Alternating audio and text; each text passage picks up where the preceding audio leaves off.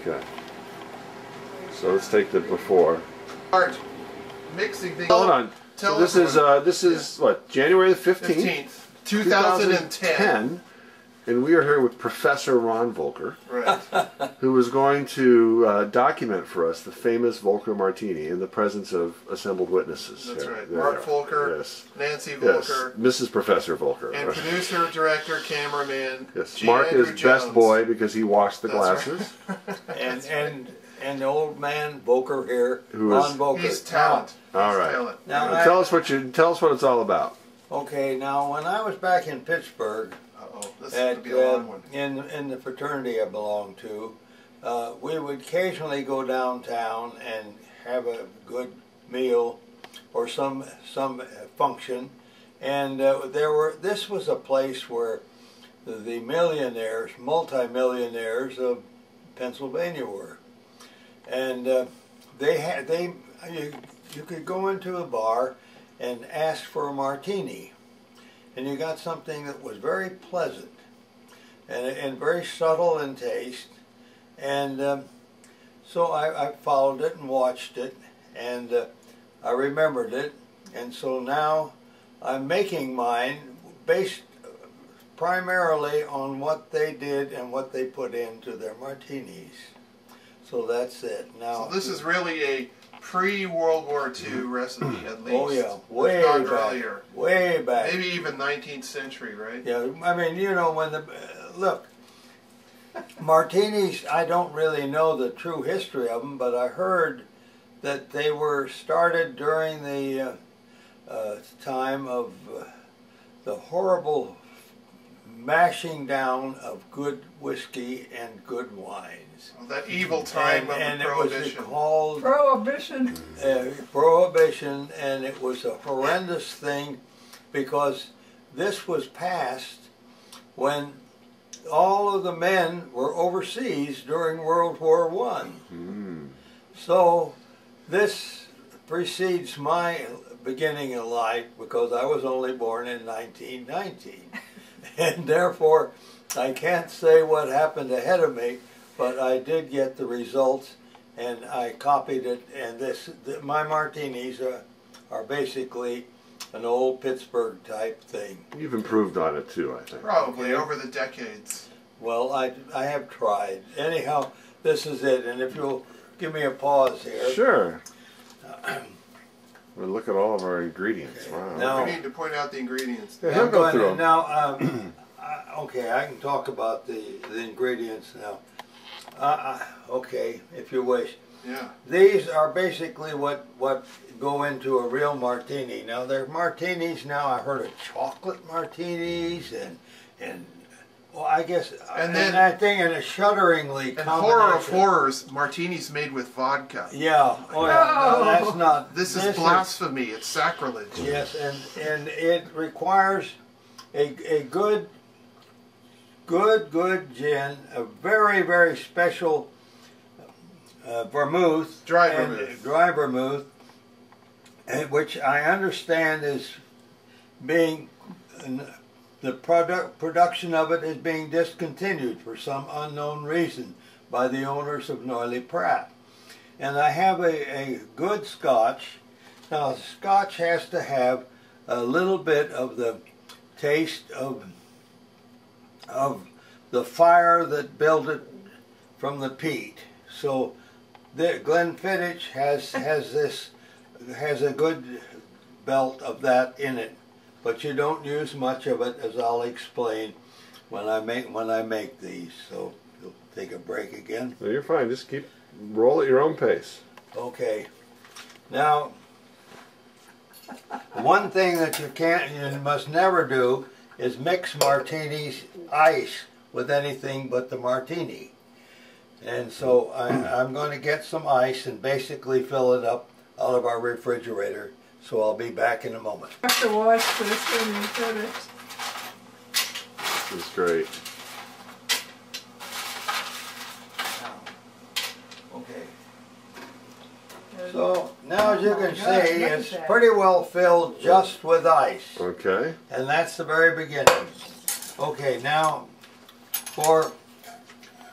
I'm going to make I'm going to start out making 2 martinis.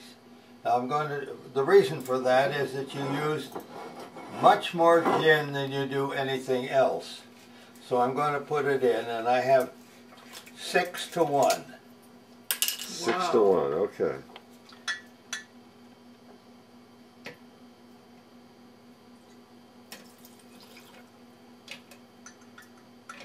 That looks like more than a shot. No, this is a shot glass.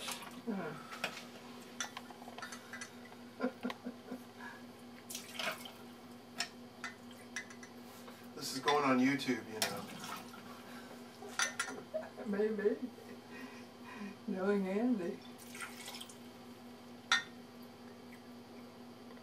I would never give away the recipe that broadly. Okay, now that that's in, So it's 6 shots of gin. 6 shots of gin, and I'm going to take my Noilly Prat, which is a French vermouth. Now there's a martini vermouth, but it isn't delicate enough for this. It's a little bit rougher tasting. A good martini is made up totally of small little, almost unperceptive little tastes that are combined. So how much of the Noilly Prat? So it's 1 shot of Noilly Prat. 1 shot of Noilly Prat. 6 of 6 gin. of the other. Now here's where what I do to give some of the little taste, the background taste. They're not dominant at all, so you don't use much of this. It's just approximately a half of a jigger of this Half a shot glass. shot. This Half is a a shot shot of glass scotch. that I've been working on here. Okay. And that's put in. Now, the final little thing that I put in, which some people think is strange, and I'll rinse this out, is just 1 drop of bitters in, and that is, I only use a part of a drop when it goes into the martini. And this is really 1 drop. That's it. Now I'm going to take and put a little gin with that to So you're going to dilute it with gin. dilute it, you know.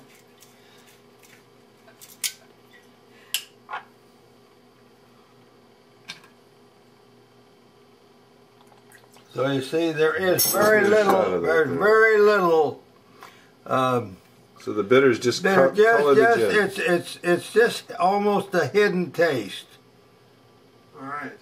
And you just put a couple little dribbles in there. Just a drop is what you aim A for. drop of the diluted bitters. Yeah, It's that's right. homeopathic.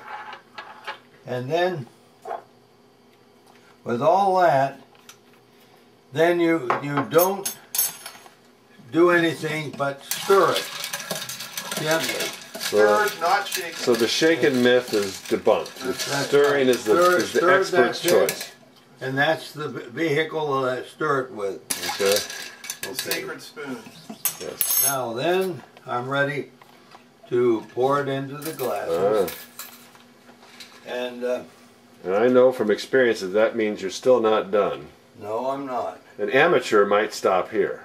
No, this is only the beginning. You It's fill only them the up. end of the beginning. Now this is making a good martini.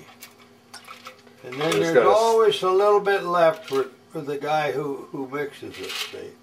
Perfect. Oh, he takes his own little. Now that then, So it's got just a Requires- slight amber color from the scotch. That's yes. right. Now, the other thing that is very essential is to get a small taste of the aroma and taste of the volatile oils of the skin, only the skin, no Juice, no juice. no juice whatsoever. So you have to have a very sharp knife, and I have one here.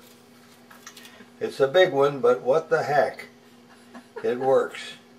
So you just fillet your, just peel a little bit. I just sort of shave off the skin trying not to squeeze the volatile oils out. Because the volatile oils are what you want. Right. Yeah, You make an oil slick on top of the glass. That's right, just a little bit. Now, quite frequently, when you get a martini. Watch it. Watch your glass. The glass. Okay. Let's get a better Now you knife. see. Yeah. Well, I should. Let's get a better knife. Well, I can do it this way.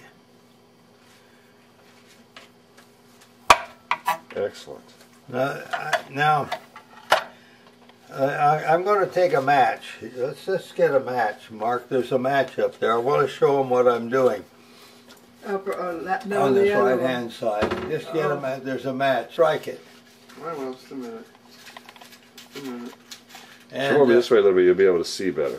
Okay. We got too much Now, light just Let strike it it. strike and burn, and then we'll squeeze Right. here. Okay. We'll get. Okay. That's Wait all a right. minute. Wait a minute. Okay.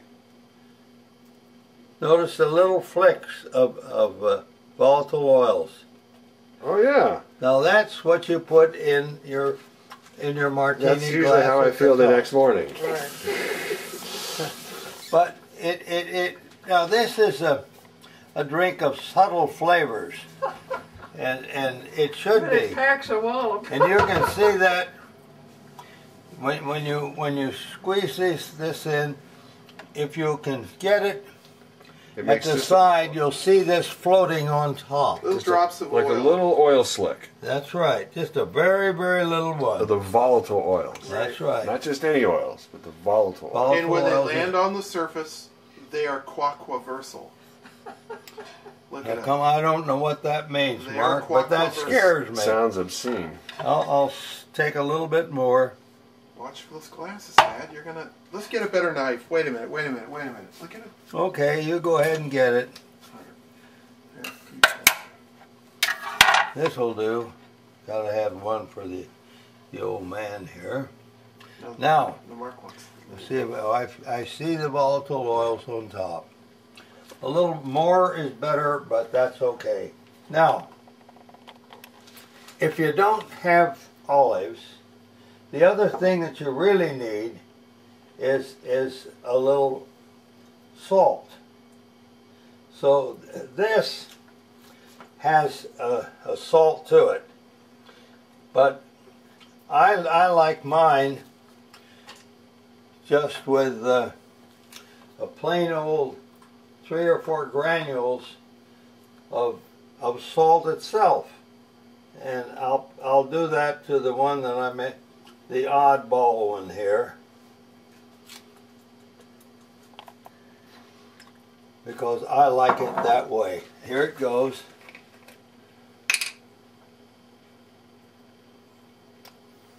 Just a tiny smidge. That's it. Aha. Now, and if that is sufficient, if I have enough volatile oils on it, it will be a decent martini. The only thing that makes And, it perfect is drinking it in good company. Yes, and here you are, Mark. You can have this one, and you'll have to then take over, because this one Is this for me? belongs to the photographer, the great Let's put them out here. great director. Okay. You can see him on there. Cheers, Mark. Little Cheers. volatile oils. Yeah. Cheers.